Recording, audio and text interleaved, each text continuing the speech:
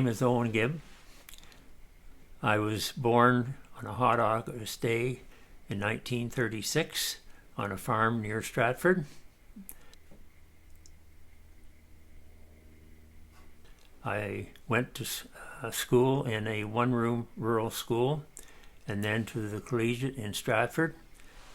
From there I went to Ontario Agricultural College at Guelph, and I took the agricultural engineering course there. And I went on to the University of Toronto and took 1 year there in the mechanical engineering course to get my professional standing. And while I was at Guelph, the first year, I met my future wife at a committee meeting, girls in Guelph, and the OAC boys often united to have parties and this sort of thing.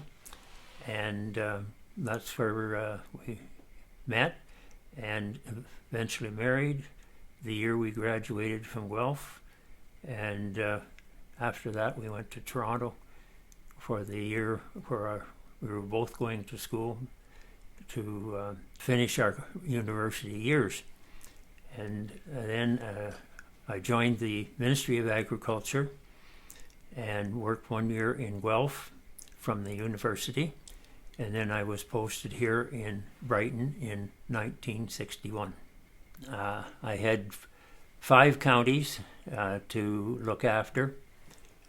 Went from Oshawa in the west down to almost Kingston in the east, and north of in Hastings to the Bancroft area. Quite a large area to cover. But I helped the farmers with engineering type problems. The biggest part of my job, particularly in the summer, was surveying farms and laying out tile drainage systems for them. And but other things that I did while I was with the agriculture department, I helped them with building structures, ventilation, which was getting to be a problem in some cases. And I also was a staff member for the 4-H club involving tractors. And so I was a busy lad traveling all over, and I stayed with the department until 1965. In 1962, I was approached by one of the workers at the agricultural building, Dr. Dick Julian, who had been a Lion up in Northwest Ontario, and he invited me to join the Lions. And so I did end up joining it in October of that year. 1965, 2 of the Lions I got to know quite well, Lion Austin Fulton, who was the principal at ENSS, and Lion Bob Bird, who was the head of science at ENSS. And they approached me about going to the school to teach and leaving my job with the ministry, and I actually did that. The Lions organization was formed in 1917 by a businessman in Chicago who felt that after the World War I, there were an awful lot of people who were in need of help. And so he got other business organizations across the United States to come to a meeting and in Chicago, and they ended up forming the Lions Club.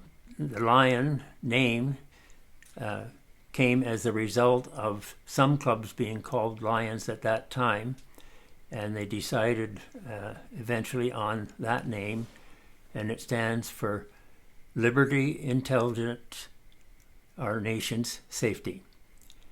And in 1920, the Lions organization came into Canada with a club in Windsor. And in 1925, Helen Keller spoke to the Lions organization annual meeting and asked the Lions to be Knights of the Blind. And ever since, a major service project of the Lions organization is sight. And we in Brighton here have been doing a lot in that area over the years. Brighton Lions Club was formed in 1946. It was chartered in February, and there were 34 charter members in the club. And the first president of the Brighton Lions Club was Orville Kelly, and he was a noted journalist here in Brighton. And the club has been working over the years trying to fulfill the club motto of "We Serve," and we have done an awful lot of service in the town of Brighton and in the township of Brighton over those years. The Brighton Lions Club, when they were formed, were sponsored by the Trenton Lions Club, who had been formed 5 years earlier. And this is the way the organization works. A new club has to be sponsored by a present club. And a number of years ago, Brighton sponsored the Lions Club in Colburn. We sponsored a Lions Club in Brighton, England, when they joined the Lions International Organization. In 1957, the ambulance service that was in Brighton was operated by the local funeral home. And the owner decided he was not going to do this anymore. The town attempted to get ambulance service, were unable to, so the Lions Club stepped in and found a used ambulance on the Air Force Base at Clinton, Ontario, not far from my hometown, Stratford. And they purchased this, did some repair work, and operated that ambulance for a number of years into the mid-60s when the provincial government took over all ambulance service in Ontario. In the 1940s, the Lions Club approached the town council about getting an arena for the village, and they held an organizational meeting. A Lion was elected chair and proceeded to raise funds, and in a matter of 3 years the arena was up and paid for.